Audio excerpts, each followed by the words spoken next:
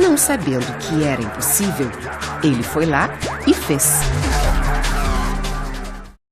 Nossa aula de hoje é análise de desempenho e BSC.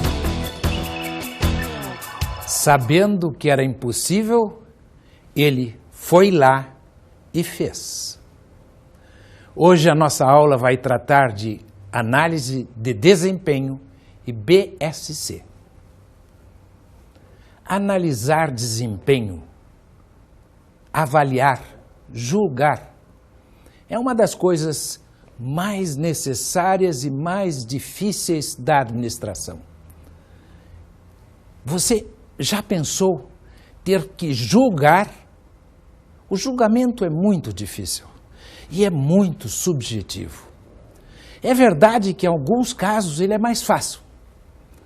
Por exemplo, nos esportes, quem ganhar o primeiro lugar, o time campeão, o classificado, o desclassificado, é mais fácil.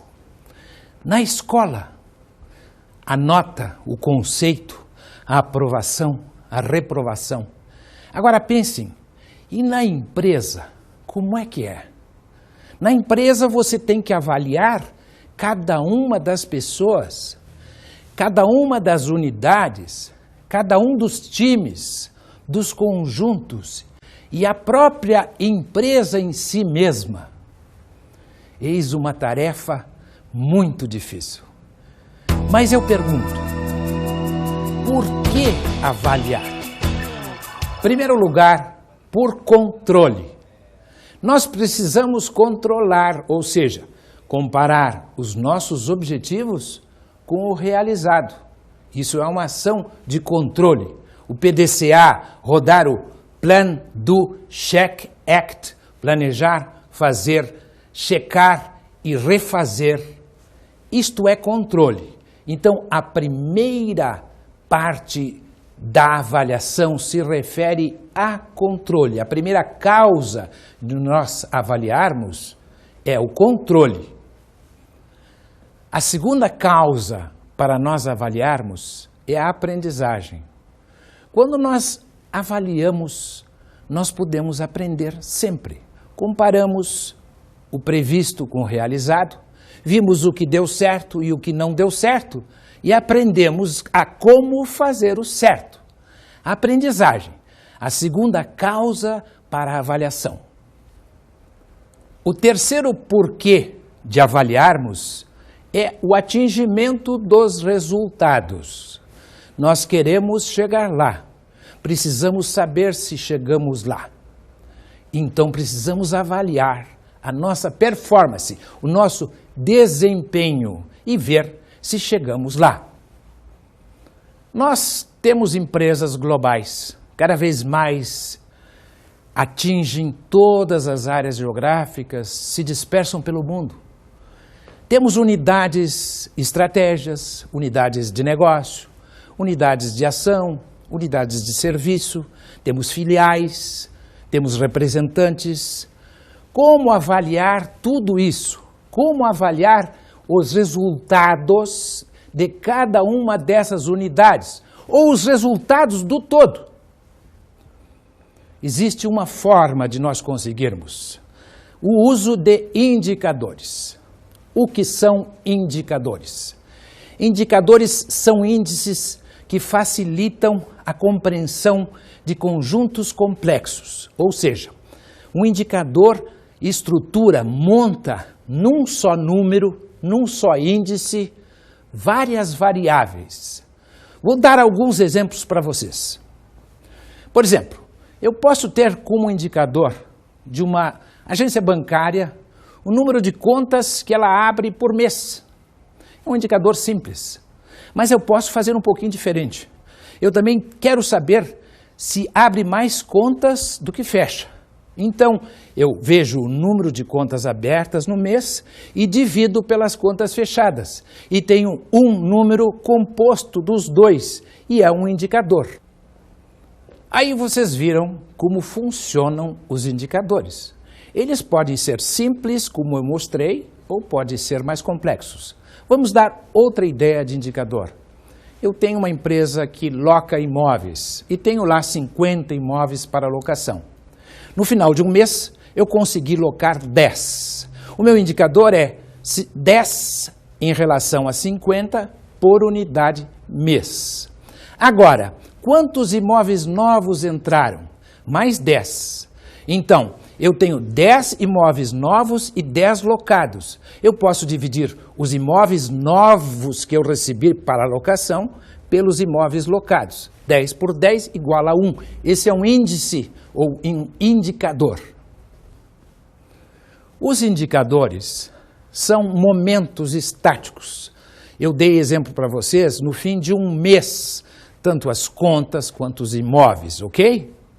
Agora vejam vocês, como é que isso vai se comportando ao longo do tempo? Vamos introduzir uma nova variável, a variável tempo. A variável tempo nos leva a descobrir tendências. O que são tendências? São sequências seriadas que nos indicam, através das pontuações, dos números, dos indicadores que nós tínhamos, se está havendo um crescimento ou um decréscimo, um aumento ou uma diminuição, ou até uma manutenção de tendência. Há uma ferramenta muito boa para nós mostrarmos tendência. Veja, tendências serão vários meses ou vários anos, a unidade de tempo que nós desejarmos. Vamos imaginar nos nossos exemplos meses, ok? Vários meses. A ferramenta é o gráfico de linha ou histograma. Como é o gráfico? Imaginemos que cada mês tem um número, um índice. Esses índices de meses sucessivos constituem pontos. Vamos uni-los. E ao uni-los, temos uma linha que vai ser o nosso gráfico. Vamos ver como é que é um gráfico destes, um histograma de tendência? Vejam aí. Observem então essa linha que vai subindo. Ela une os pontos dos índices mensais sequenciais. Isso é um gráfico de tendência que mostra um crescimento no nosso índice. Vejam, está subindo a linha. Isso pode nos dizer, estamos bem, não é verdade? Você não acharia que estamos bem? Estamos crescendo, estamos numa linha ascendente, por que não? Mas isso não é bem assim. Vamos imaginar um outro gráfico que combina com o primeiro. Mas se nós olharmos o gráfico da média de mercado, que é o gráfico número 2, a linha número 2, nós vamos ver que estamos abaixo da média de mercado. Ora, se nós estamos abaixo da média de mercado, nós estamos bem? O que vocês acham? A mim me parece que não. Se estamos vendendo menos do que o mercado, estamos crescendo menos do que o mercado, estamos muito mal. Então, quando nos comparamos com o mercado, descobrimos a realidade. E essa realidade pode não ser boa, como nessa demonstração que fizemos. Mas vejamos uma terceira hipótese. A linha número 3, sendo a média de mercado e a 1 sendo a nossa, isto nos mostra que nós estamos acima da média de mercado. Se estamos vendendo mais, se estamos crescendo mais, se estamos melhor do que a média de mercado, estamos muito bem, obrigado. Entenderam a relatividade do nosso crescimento, dos indicadores? Todos os indicadores são relativos. Se você estiver com indicadores bons de crescimento, de aumento, de melhoria, mas essa melhoria for inferior à média do mercado aos seus concorrentes, é ruim. Se for superior, é muito bom. E também tem uma coisa chamada benchmarking. Benchmarking nada mais é do que a nossa comparação com o líder, com o melhor, com o que tem as melhores práticas, seja em processos, seja em ações, seja em workflows, em qualquer número. O melhor, o líder, o que faz os outros comerem poeira. É muito bom nos compararmos com ele. É muito bom, em primeiro lugar, para sabermos que não somos os líderes. Em segundo lugar, para nós sabermos como devemos nos comportar para sermos o melhor. Motivacionalmente, há toda uma atitude de buscar, perseguir o líder. Vamos caçar o líder, vamos ser os segundos e depois os primeiros. Houve até uma instituição brasileira que fez isso. Foi uma instituição bancária que estava em quarto ou quinto lugar, e o pessoal mais antigo deve se lembrar disso. Ele disse assim: ajude o banco tal a ser o segundo, porque o primeiro estava muito longe. E ele terminou sendo o segundo. Então, o benchmarking é muito útil para você procurar chegar no primeiro lugar, chegar lá em cima, chegar na liderança. Vamos ver agora o Balance Scorecard, BSC. BSC nada mais é do que a sigla de Balance Scorecard. Entre nós, o processo é mais conhecido como BSC. O que é isto? Nada mais é do que uma ferramenta de utilização dos indicadores para fazer a avaliação do desempenho empresarial. A avaliação do desempenho empresarial. Esse é o nosso objetivo. E o Balance Scorecard, o BSC, é uma ferramenta para este fim. Qual é a sua principal característica? O BSC foi criado por Kaplan e Norton na Universidade de Harvard, que é a maior universidade de administração do mundo. O que esse BSC tem de diferente? Vamos pensar nas empresas de antigamente até agora. Como é que elas avaliavam o seu desempenho? Na realidade, avaliavam através dos números diretos de vendas, de receitas, fluxo de caixa, balancete, balanço, retorno sobre investimento, não é verdade? São os números financeiros, são os números que representam a parte financeira da organização. Com isso, era uma avaliação restrita, limitada. Além de restrita e limitada, ela era defasada no tempo. Por quê? Porque os números são sempre anteriores. Eles se referem ao passado, ao que já aconteceu, e não ao futuro, não ao que pode vir a acontecer.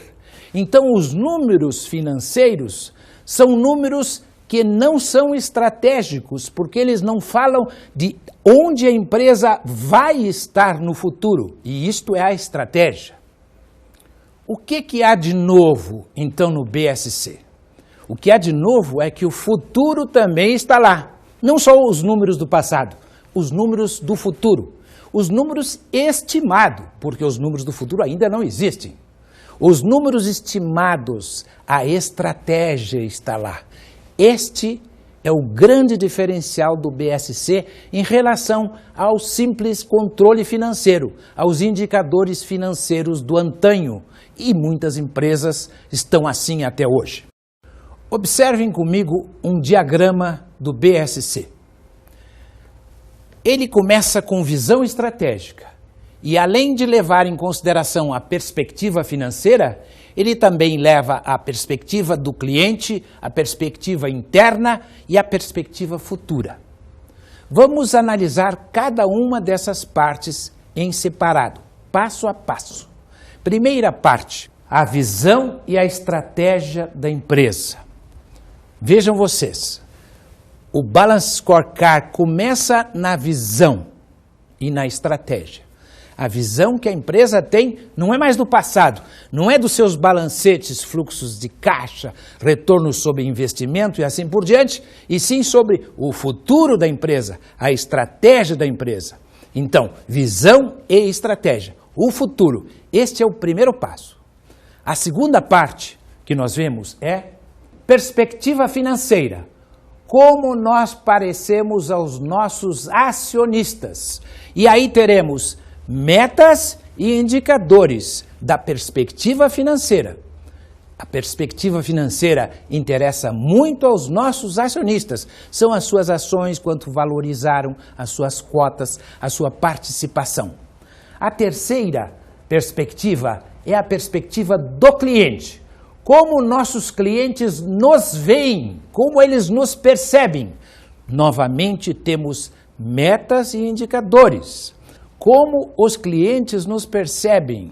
Esta é a chave do jogo todo empresarial.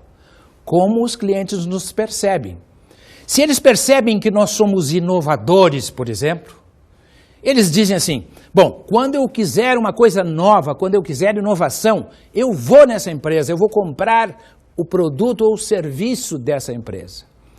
Se eles nos percebem tradicionais, retrógrados, nós não vamos ter essa perspectiva. Eles não vão nos perceber como inovadores. Entenderam? A próxima perspectiva é a interna. Em que nós devemos ser excelentes? Em que nós devemos ser excelentes? Para vencermos o jogo, para ganharmos, para sermos cada vez melhores. Em que nós devemos ser excelentes?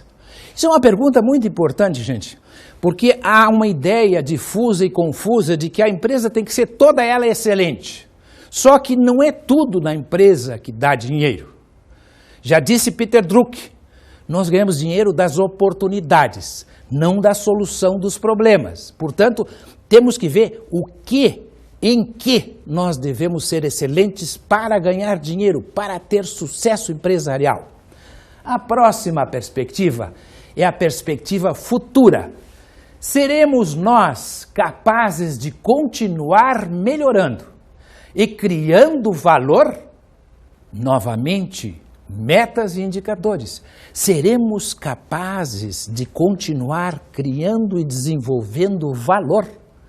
Afinal de contas, a empresa está toda em torno de valor. E isto é o futuro. Seremos capazes?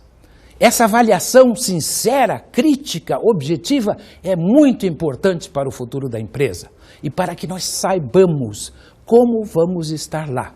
Voltando ao nosso quadro geral, vejam, da visão e estratégia, nós fomos e usamos a tradicional perspectiva financeira, mas também vimos a perspectiva do cliente, a perspectiva interna e a perspectiva futura, com visão e estratégica sempre determinando a nossa ação.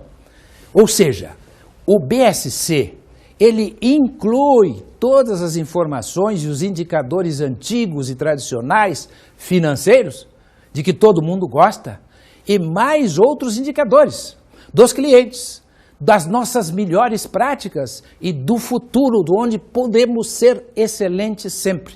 Ou seja, trata-se de, em vez de ficar com indicadores do passado, utilizar eles e mais os do presente e os do futuro. Esta é a grande vantagem do BSC. Resta uma pergunta que não quer calar. Quem faz o BSC? Quem organiza os dados? Quem monta o modelo para chegar às conclusões? E aí está a chave, novamente, do planejamento. Isto, de certa forma, é avaliação, é realmente avaliação de desempenho, mas também vai levar a um planejamento.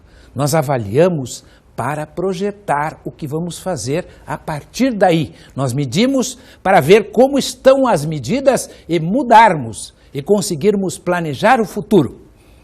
Quem vai fazer isso? E a resposta é muito simples. Todos. Todos aqueles que vão se envolver no futuro. Todos aqueles que vão dar de si o melhor. Todos aqueles que forneceram as informações. E aqui uma grande coisa positiva desse BSC. O envolvimento, a sinergia, a confraternização e a troca de informações empresariais e mercadológicas entre todos os componentes da empresa.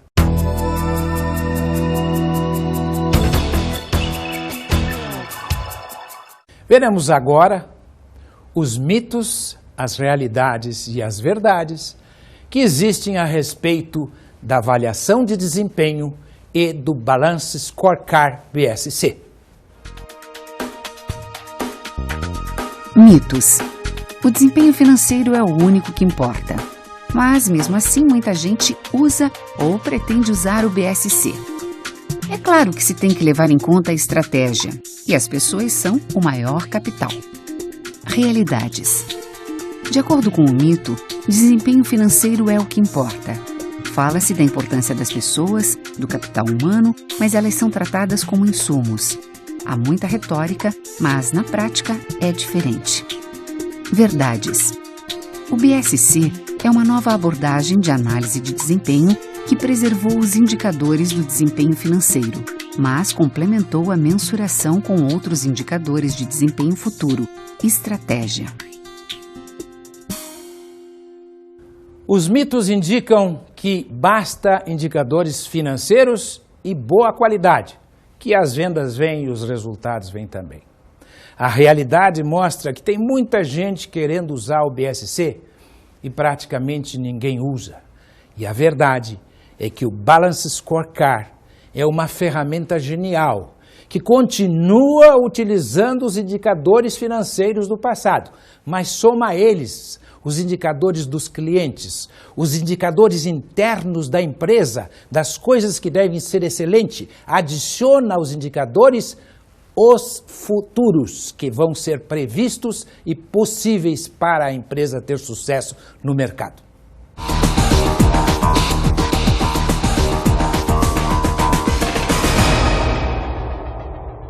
Minha dica de hoje para vocês constitui-se de 2 livros. Em primeiro lugar, Medindo o Desempenho Empresarial da Harvard Business Review, autoria de Kaplan e Norton, editora Campus, São Paulo. O segundo é Balance Scorecard e a Gestão Estratégica, de Emílio Herrero Filho, da editora Campus, São Paulo. Esses 2 livros sintetizam tudo o que a gente apresentou sobre Balance Scorecard e poderão ajudar vocês. O livro de Harvard, da revista de Harvard, é uma coletânea de artigos muito interessantes de diversos autores e que apresenta focos diferenciados sobre o BSC. E o segundo livro é a implantação estratégica do BSC entre nós, por um autor brasileiro.